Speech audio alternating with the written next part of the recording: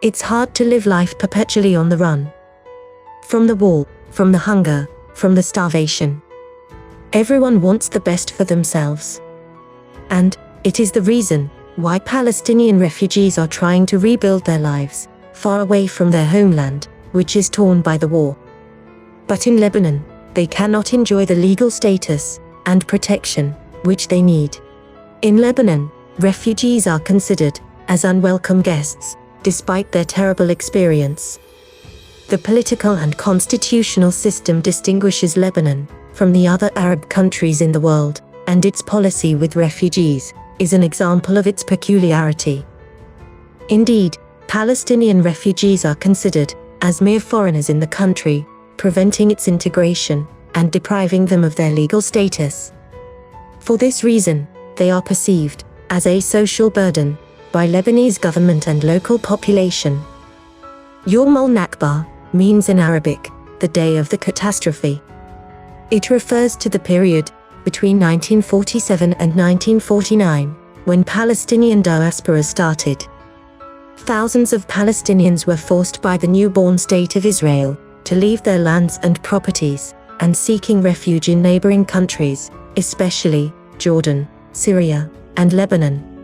Lebanon acquired its formal independence from French mandate in 1943, and the young republic decided to rule the country with the same constitution in force from 1926.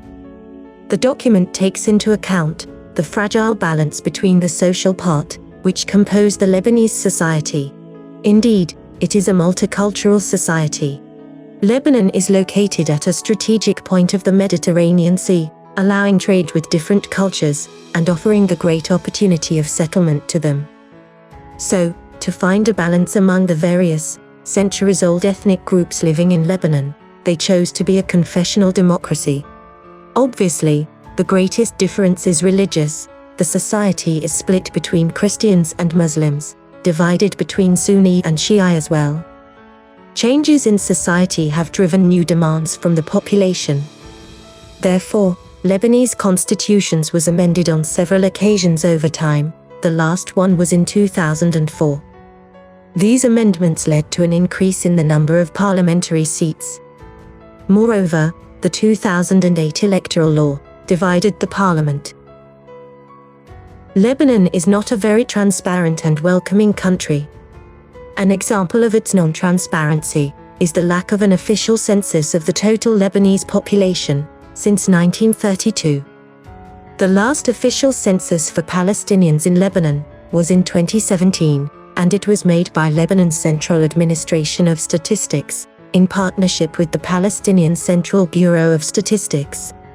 The reason why Lebanon does not want to investigate on census issue relies on the will to keep the political and constitutional system stable.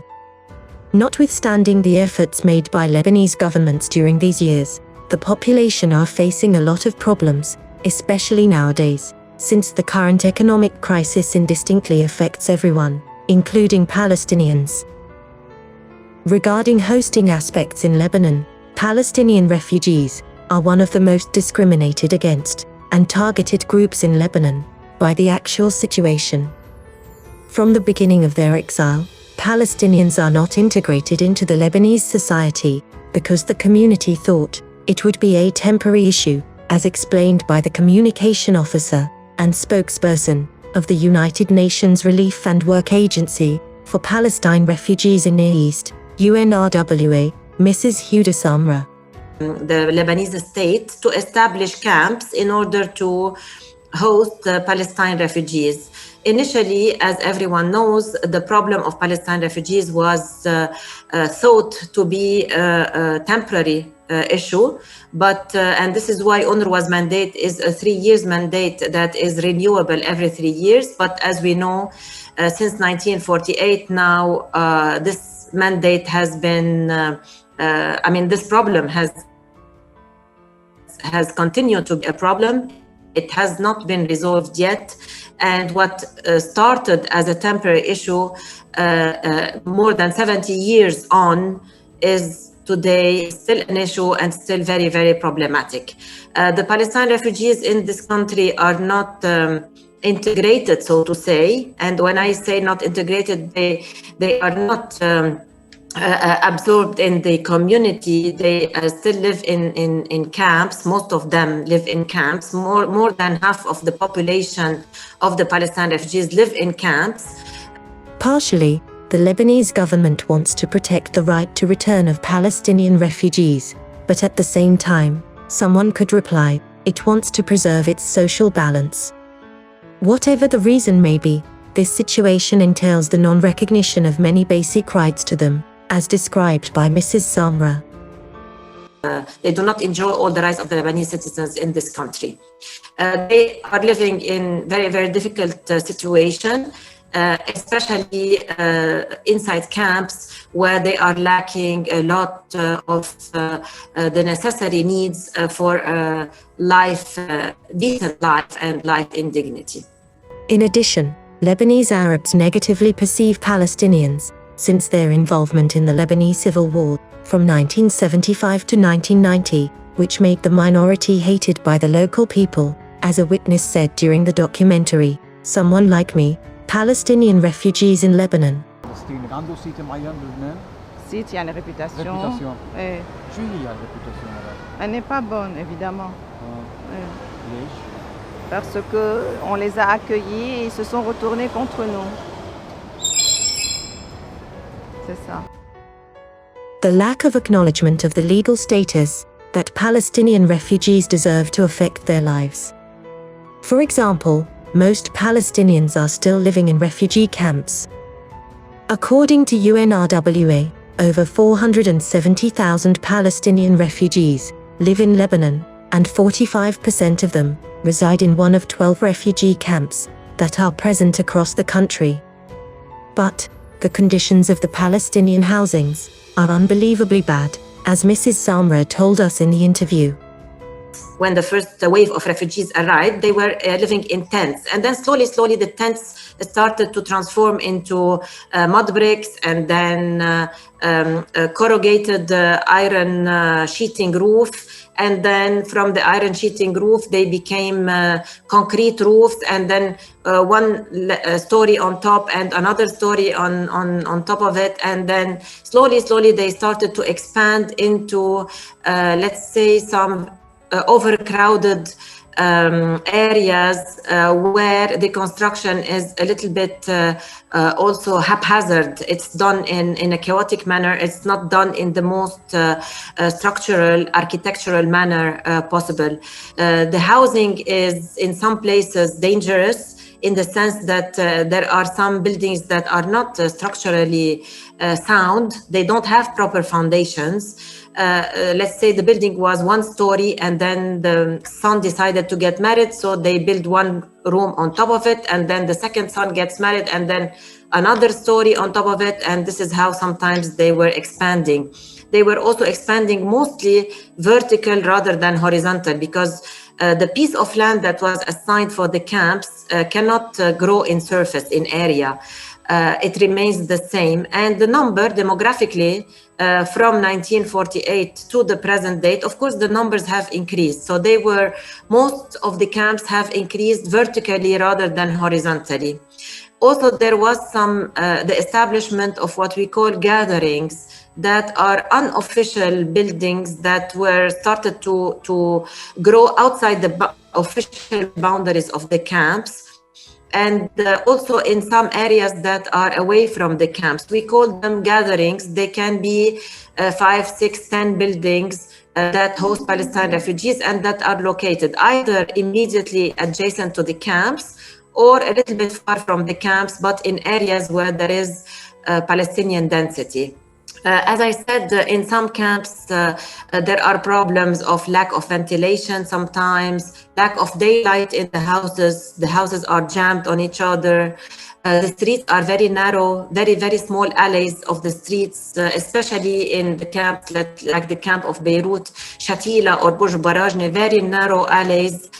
In some houses, they don't even see daylight or the sun doesn't enter. As I said, the foundations for some of the housing is not good. They have problems of water supply and infrastructure. infrastructure in the sense of sewage system and rainwater drainage systems. UNRWA is working a lot on improving the infrastructure in the camps, but there is still a lot to do. We did several projects to improve infrastructures, and we are still working on improvement of, for example, water supply network or drainage and sewage system, but the situation is still not perfect. To compound the situation, the Lebanese law 296/2001 denies the right to own real estate and classifies Palestinians as stateless, creating strong distress among Palestinian refugees in Lebanon. The above-mentioned problem of overcrowding has a great relevance since the COVID-19 pandemic. According to United Nations figures of COVID-19 impact on Palestinian refugees' population, it seems they are more likely to die for the complications of this disease. The pandemic could weaken the already precarious healthcare system and the access to medical care for Palestinians, which is essentially provided by UNRWA. As said before by UNRWA's spokesperson, Mrs. Samra, Palestinian refugees do not enjoy the same rights as Lebanese citizens, impeding them to enjoy political rights in the host country. Nonetheless, most Palestinian refugees are born and raised in Lebanon, similar to their Lebanese peers.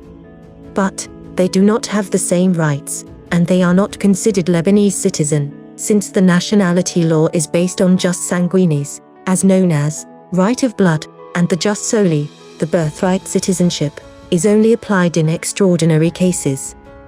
In this sense, Omar Ghanim's story could be a very touchable example of what can mean being a Palestinian refugee who was born and who is used to live in Lebanon. أنا خلقت هون، أنا ما لجأت. أنا خلقت هون وبعدني عايش هون، وأبوي خلق هون وبعده عايش هون. يمكن جدي صار معه ظرف اللجوء. أبوي كان يحكي لي عن مدينة عكا، عن الاشياء التراث العثماني اللي بمدينه، عن التراث العثماني لمدينه عكا، علما انه ابوي ما شافها لمدينه عكا. هذا الحكي اللي حكى له اياه ابوه، يعني عم بتناقل من جيل لجيل. وامي بتحكي لي عن القريه قريه البصه اللي ربيوا فيها هي على الحدود اللبنانيه، وكمان نفس الشيء ما شافت مدينه البصه، ابوها حكى لها، وابوها طلع صغير سامع من اخواته الاكبر منه. يعني هذا الحكي بعده عم بتناقل من جيل لجيل. There is another example of how the Lebanese government is trying to prevent the permanent settlement of Palestinian refugees in the country, denying ID cards to Palestinian refugees. It affects the Palestinian freedom of movement as well. They can freely circulate within the refugee camps, but without ID, they could be arrested outside the camps because of the lack of documentation. Palestinian workers' conditions could be better protected by the Lebanese state. Even though the Palestinian refugees should have favorable treatment in such a way as to foster their integration in the host country, Lebanon considers them as foreign workers as others. Furthermore, Palestinian refugees face labor restrictions, even if the situation has improved compared to the past. Indeed, before 2010, Palestinian refugees could not exercise 75 professions, but this number scaled down to the current 39, as explained by Mrs. Samra. But as the UNWRA's communication officer explained to us, there is still a lot to do. They can do this work, but only inside the camp, and you can imagine how limited it is. Yeah. Outside the camp, they can do some other jobs that are either clerical jobs that are low paid, or most of them also work a lot in daily paid laborers, or they work in the agricultural system, they work sometimes in the construction field. But as I said again, it's low paid jobs, and most of them have daily paid and laborers jobs. Palestinian refugees' basic human rights are protected by the Cairo Declaration on Human Rights in Islam and the Universal Declaration of Human Rights, which was signed by Lebanon, unlikely for the 1951 Geneva Convention relating to the status of refugees' rights. Nevertheless, the Lebanese state is constantly violating Palestinian rights, creating unnecessary suffering and pain to them. Although, the fact that more than 70 years have been passed since the Palestinian catastrophe began, the Lebanese state has still not found a definitive solution for their integration. In this sense, the internal divisions and the actual instability of the Lebanese governments do not help to solve the problem, as explained by Mrs. Samra. The Lebanese government has been working a lot on this aspect, but not enough because, as you probably know, we have had several changes in ministries. We have been struggling for years now with the formation of governments in Lebanon. The government, one ministry would change, and then the minister comes, and after a few months, there's a change in government, so the minister goes and a new minister comes, and every time we have to kind of redo the same advocacy effort again and again.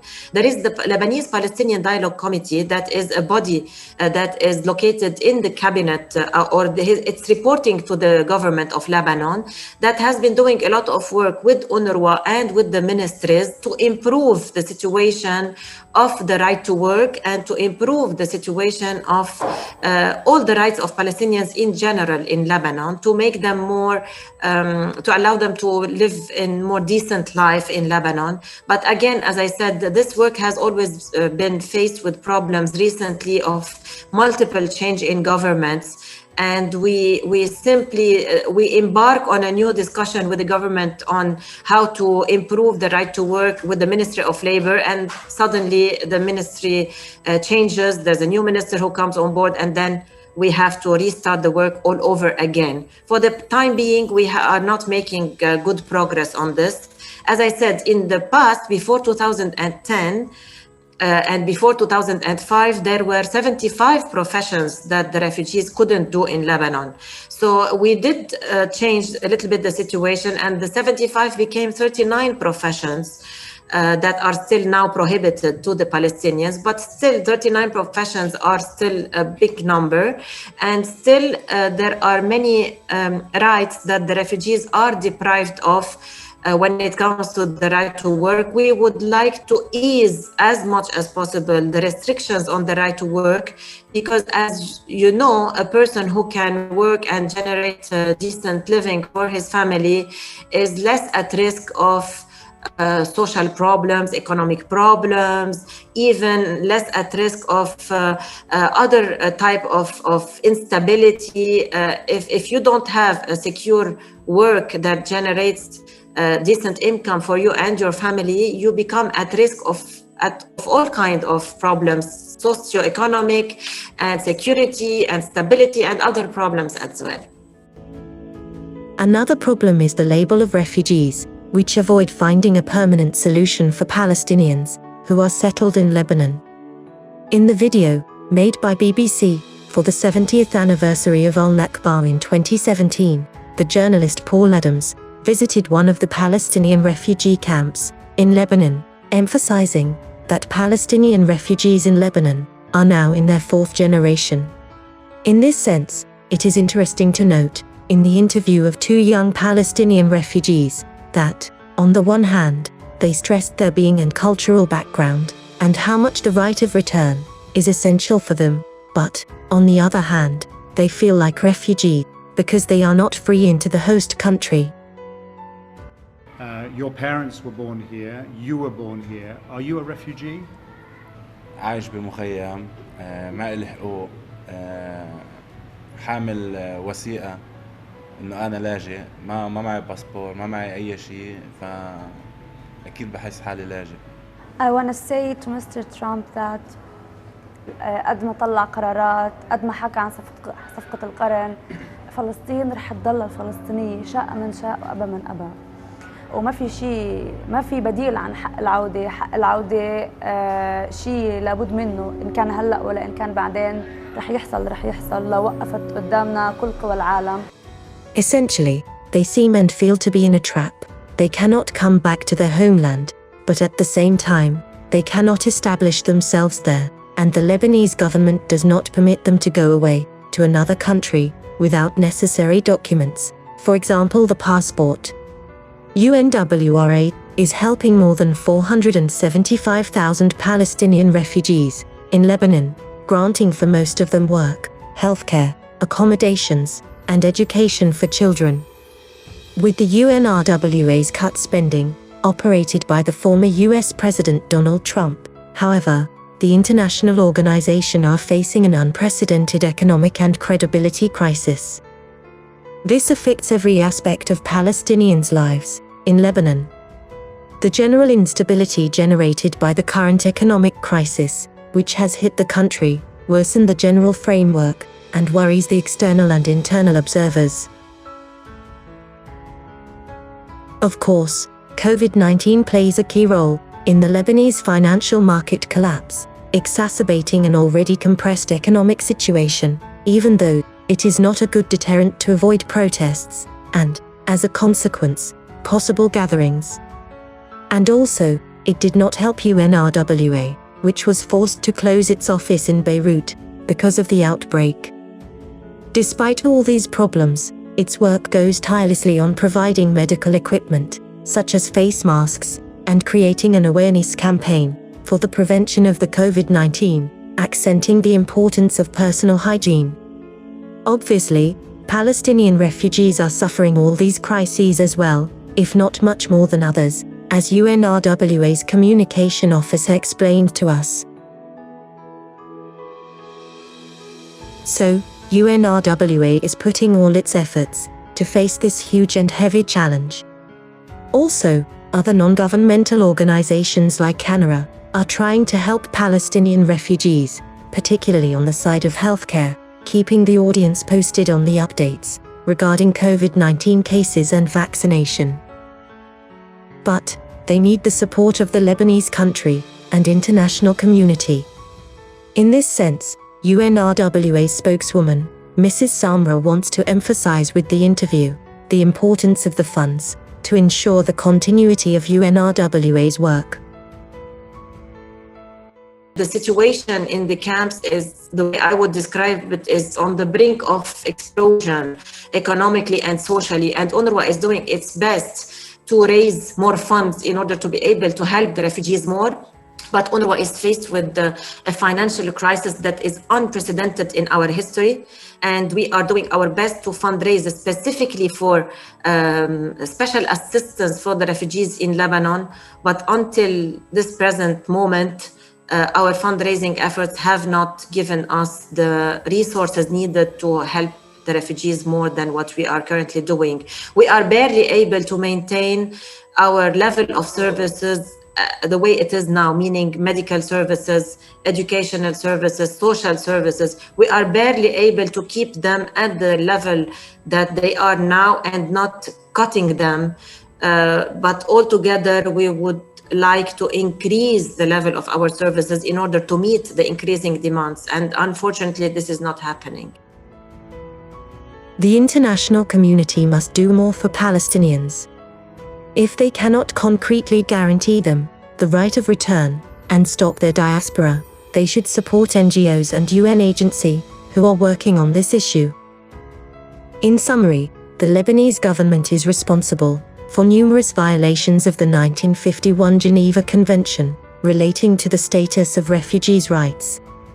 But that treaty is not binding for Lebanon, since it has never ratified it, unlikely for the Universal Declaration of Human Rights, 1947, and the Cairo Declaration. Despite this, it seems, it is moving some steps forward, looking for a new path.